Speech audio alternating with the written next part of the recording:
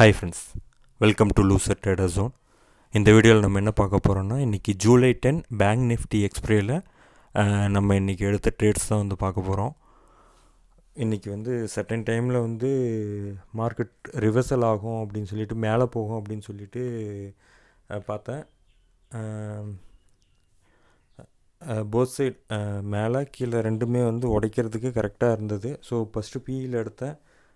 சின்னதாக ஒரு stop loss book பண்ணிவிட்டு வெளில வந்து 50 ஆவரேஜ் பண்ணது வந்து 45 க்ளோஸ் பண்ணேன். ஆனால் திரும்பி வந்து அதை 48 வரும்போது ஆர்டர் எடுத்து 60 வரையும் ரன் பண்ணேன். ஆனால் அந்த ட்ரேடை ஒழுங்காக ரன் பண்ணியிருந்தால் 90 100 வரையுமே போயிருக்கும். பட் வந்து அது கொஞ்சம் அவசரமாக க்ளோஸ் பண்ணிவிட்டேன். அப்புறமா சிஇயில் எடுத்தது வந்து ஸ்டாப் லாஸ் கிட்ட ஆகிடுச்சு.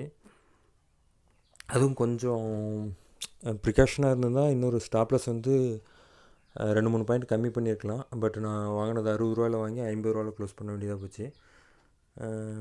அதுக்கப்புறம் திரும்பியும் பிஇலேயே வந்து இன்னொரு ஸ்ட்ரைக் ப்ரைஸ் வாங்கியிருந்தேன்.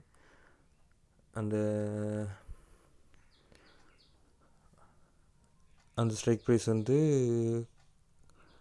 வாங்கினதுலேருந்து கொஞ்சம் நல்லா கீழே போயிட்டு திரும்பியும் பூமை மேலே வந்தது. அது வந்து கொஞ்சம் ஃபஸ்ட் டைம் 50 ரூபாயில் வாங்கி 60 ரூபாயில் க்ளோஸ் பண்ணேன். அடுத்து வந்து 56 ரூபாயில் வாங்கி அது 56 ரூபாயில் வாங்கினது 40 ரூபா வரையுமே போயிடுச்சு. ஸோ நிஃப்டி வந்து நல்லா உடச்சி கீழே போயிட்டு இருந்தான். ஸோ பேங்க் நிஃப்டி வந்து கீழே வரும் அப்படின்னு சொல்லிட்டு வெயிட் பண்ணிகிட்டு இருந்தேன். அது 75 டார்கெட் வச்சுருந்தேன், 75 ஹிட் ஆகிடுச்சு. ஸோ ஒரு லாஸை ரெக்கவர் பண்ணி ப்ராஃபிட்டில் வந்து இன்றைக்கி டே முடிஞ்சிச்சு. நேற்று வந்து நிறைய ஓவர் ட்ரேட் பண்ணேன். இன்றைக்கும் கிட்டத்தட்ட ஓவர் ட்ரேட் மாதிரி தான் பண்ணியிருக்கேன். பட் வந்து என்னோடய லெவல்ஸில் இருந்ததால் நான் ட்ரேட் பண்ணேன். நேற்று கொஞ்சம் கண்ணை மூடிட்டு ட்ரேட் பண்ண வேண்டியதாக இருந்துச்சு. இன்றைக்கி என்னோடய லெவல்லே இருந்ததால் நல்லா ப்ராஃபிட் வந்திருக்கு. அந்த சியில் எடுத்தது மட்டும் கொஞ்சம் கான்சியஸாக இருந்ததுன்னா இன்னும் கொஞ்சம் லாஸை கம்மி பண்ணியிருக்கலாம். 60 வாங்கி அது 50 வந்து ஸ்டாப் லாஸ் வச்சு க்ளோஸ் ஆகிடுச்சு. ஆனாலும் வந்து ஒன்று வந்து ஆவரேஜ் பண்ணுறதுக்கோசரம் 52 போட்டிருந்தேன். ஸோ 50 வந்து ஸ்டாப் லாஸில் இசையலான்னு க்ளோஸ் பண்ணிடலாம் அப்படின்ட்டு 52 வாங்கினது டக்குனிட்டு 49 48ன்னு போயிடுச்சு. அதுக்கப்புறம் சரி கொஞ்சம் ஆவரேஜாவது பண்ணி கொஞ்சம் லாஸை கம்மி பண்ணி க்ளோஸ் பண்ணலான்னு நினச்சி அதனாலேயே அது 1700 பக்கத்தில் லாஸ் ஆகிடுச்சு. லாஸ் ஆகிட்டு இப்போ அப்படி இப்படின்ட்டு ரன் ஆகிட்டு இருந்துச்சு.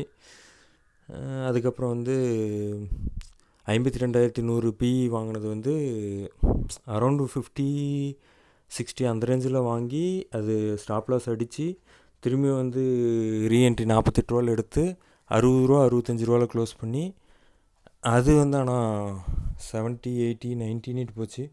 இப்பயும் பார்த்திங்கன்னா 80 ருபீஸில் தான் இருக்குது. ஆனால் நான் 65 ரூபா வரையும் தான் ரன் பண்ணாத. அதுக்கப்புறமா அதுக்கு அடுத்த ஸ்ட்ரைக் ப்ரைஸ் 52,000 பிஇ வந்து எடுத்து அதை வந்து 75 வரையும் ரன் பண்ணி ஓரளவுக்கு இன்றைக்கி ஒரு ப்ராஃபிட்டில் முடித்தேன். நேற்று 4500 லாஸ் பண்ணேன். ஸோ இன்றைக்கி வந்து மொத்தம் எடுத்துருக்கிறது 20 ட்ரேடு வந்து எக்ஸிக்யூட் பண்ணியிருக்கேன். ஸோ அதுக்கு 500 போச்சுன்னா 2400 பக்கத்தில் வந்திருக்கும். ஸோ அரௌண்டு இன்னொரு 2000 மைனஸில் இருக்கும் இந்த வீக்கு.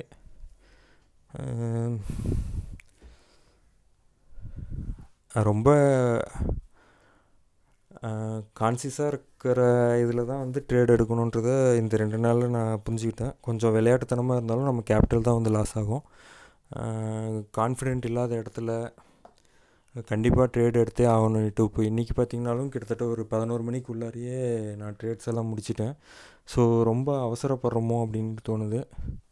ஸோ நிதானமாக நம்ம ஒரு 5 பாயிண்ட் 10 பாயிண்ட் எடுத்தாலும், ஏன்னா ஃபஸ்ட்டு ட்ரேடு எடுத்து லாஸ் ஆகிட்டு திரும்பி வந்து ரெக்கவரி பண்ணி க்ளோஸ் பண்ணும்போது 700 இருந்துச்சு. திரும்பி வந்து 1000 வரையும் மைனஸில் போயிடுச்சு. திரும்பி ரெக்கவரி பண்ணி இப்போது ஒரு 3000 வந்துச்சு, 2900 வந்திருக்கு.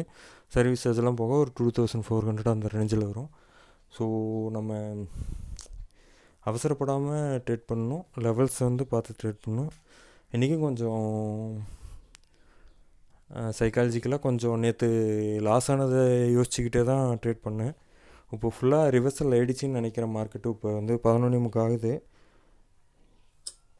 மார்க்கெட் வந்து கரெக்டாக இஎம்ஐயில் அடித்து திரும்பியும் சப்போர்ட் எடுத்துகிட்ருக்கு. நிஃப்டி கொஞ்சம் மேலே வந்துட்டான், ரிவர்சல் கேண்டில் போட்டு நல்லா மேலே வந்துட்டான். ஸோ மேபி பேங்க் நிஃப்டி ஒரு 52,250 அந்த ரேஞ்சிலேயே வந்து சைட்வேஸில் போகிறதுக்கு வாய்ப்பு இருக்குது. நிஃப்டி வந்து இன்றைக்கி கொஞ்சம் மேலே ப்ரீவியஸ் டே லோ வரையும் டச் பண்ணுவான் அப்படின்ட்டு நினைக்கிறேன். பார்ப்போம், இன்றைக்கி முடியும் போது தான் தெரியும். ப்ரீவியஸ் டே லோ வந்து நிஃப்டியில் 24,331 இருக்குது. அது வரையும் டச் பண்ணிவிட்டு திரும்பி ரிஜெக்ட் ஆகும்னு நினைக்கிறேன். நடுவில் வந்து பிவோட் பாயிண்ட்டும் 2 இருக்குது. ஸோ அதிலே ரிவர்சல் ஆகிறானா இல்லை வந்து மேலே வந்து அதை வரையும் டச் பண்ணுறானா அப்படின்ட்டு இன்றைக்கி நாள் முடியும் போது தான் தெரியும். ஸோ உங்கள் நாள் இன்றைக்கி எப்படி போச்சுன்னுட்டு கமெண்டில் சொல்லுங்கள். ட்ரேடை வந்து சேஃபாக பண்ணுங்கள். பையிங்கில் நிறைய இன்வெஸ்ட் பண்ணாதீங்க. மினிமம் குவான்டிட்டியில் மினிமம் அமௌண்ட்டை மட்டும் இன்வெஸ்ட் பண்ணுங்கள். ஏன்னா செல்லிங்கில் அந்த மாதிரி பண்ணுறதால தான் மினிமம் குவான்டிட்டி தான் போட முடியும். ஏன்னா எவ்வளோ அமௌண்ட் இருந்தாலும் லட்சக்கணக்கில் இருந்தாலும் 2 லாட்ஸ் தான் மேக்ஸிமம் போட முடியும். அப்போ அந்த மாதிரி இருக்கிறதால தான் அவங்களுக்கு லாஸ் ஆனாலும் கம்மியாக தெரியுது, ப்ராஃபிட் இருந்தாலும் கம்மியாக தெரியுறதால அவங்க ஆவரேஜாக இருக்காங்க. பையிங்கில் அந்த மாதிரி இல்லை. கொஞ்சம் அமௌண்ட் இருந்தாலும் வந்து நம்ம நிறைய லாட்ஸ் போடலாம். அதனால தான் வந்து லாஸ் ஆனாலும் வாஷ் அவுட் ஆகிடுது, ப்ராஃபிட் இருந்தாலும் 100% கூட ப்ராஃபிட் எடுக்கலாம். ஸோ பார்த்து மினிமம் குவான்டிட்டியாக மினிமம் அமௌண்ட்டாக இன்வெஸ்ட் பண்ணுங்கள். அப்போ தான் நம்மளுக்கும் நல்லது, நம்ம கேபிட்டலுக்கும் நல்லது. Thank you friends.